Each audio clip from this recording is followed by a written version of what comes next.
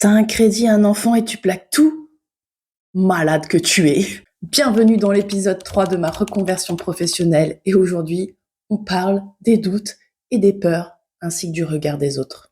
Prendre la décision de partir, c'est une chose, mais faire face aux remarques des autres, c'est encore un autre level.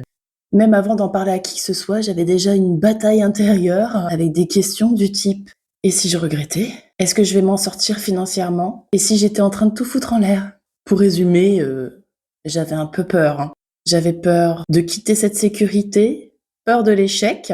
On a peur de se retrouver dans une galère monstre, hein. Limite, on se projette en tant que, SDF limite, hein. Mais bon, heureusement, j'avais quand même négocié un départ à l'amiable. J'avais donc une petite sécurité, c'est-à-dire que je ne partais pas sans rien. Ça me permettait quand même de bénéficier des indemnisations chômage. Mais bon, même avec ça, les doutes restent présents, puisqu'effectivement, les indemnités chômage, ça ne dure pas toute la vie. Et alors là, quand je l'ai annoncé à mon entourage, mes proches, ça a été le festival de l'anxiété. Alors avec des questions du style: mais t'es sûre? Mais tu fais pas ça sur un coup de tête? Mais non, c'est un passage à vide, tu verras, ça va aller mieux dans quelques temps. Mais t'as un crédit à payer, tu y as pensé? Et puis, tu as pensé à ta fille? Si ça marche pas, qu'est-ce que ça va donner? Alors que personne vit ma vie à ma place, en fait.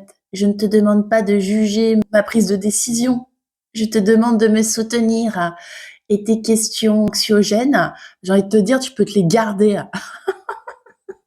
Genre, je suis vénère. En fait, voilà, les gens projettent leurs peurs sur vous, tout simplement, hein, on est d'accord. Leurs propres insécurités. Et ce qui font que eux ne passeront jamais à l'action, en fait. Ils ont tellement peur que ils restent figés. Même si ils sont dans une vie qui ne leur correspond pas, tant pis. Voilà. La décision a été prise, je me suis dit, qui ne tente rien n'a rien. Si tu n'agis pas, tu ne sauras jamais.